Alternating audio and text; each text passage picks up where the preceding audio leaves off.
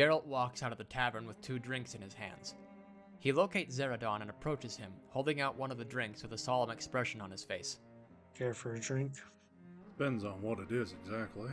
Though how dry it is out here, sip of anything wouldn't hurt. Thanks. Just a couple of shots of what Nessa and Zane were having inside. He holds up his glass for a toast. They were having them to the memory of our fallen.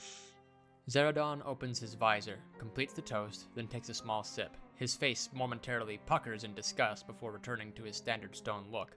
He hands the still mostly filled drink back to Geralt. Drinking to memory always feels like a contradiction. Enough alcohol and you can forget anything. But if that's what's keeping everyone's souls going, we might run that for them. Geralt takes a sip of his drink and shrugs.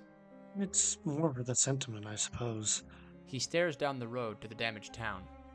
I'm doing my best to try and follow in Signer's footsteps. I know you respect him quite a bit. A bond strong enough you're willing to hold your ground against an armed capital is something that's pretty rare. He scans the horizon for a certain princess. Oh, that old business? Signer's a decent lad for sure, but that's not why I stayed at that bridge.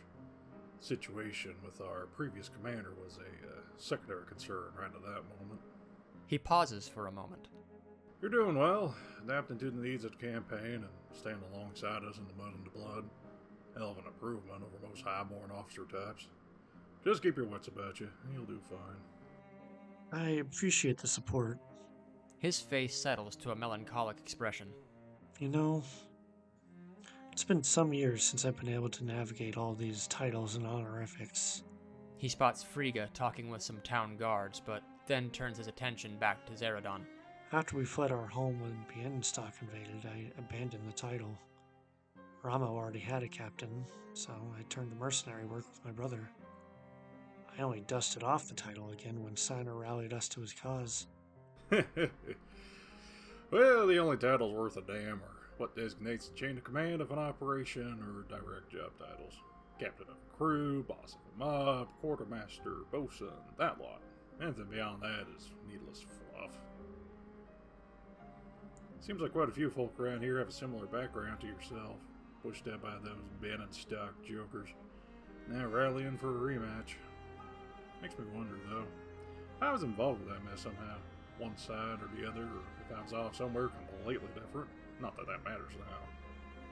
Settling in Poyera wasn't an uncommon solution, that's for sure. He thinks back to his family at home and abroad. Wish I had some answers for you, but unfortunately Ferox falling was the starting point of the war, and keeping up with the war itself and its recent history has been challenging to say the least. Hard to fact-check a history that's still being written. Geralt thinks back to the book on the Alberic-Bienenstock War he found in Kalma. That leaves me with limited knowledge of the aftermath, so no stories of a mysterious knight coming in to defend our homestead. However, what I do know is that you've been an anchor that keeps this group grounded and functioning logically and rationally. Well, thank you, sir. Glad to be of use. Thanks for having my back. Here's hoping our luck turns around in Bornai. Zaradon casually salutes. Aye, aye, Captain.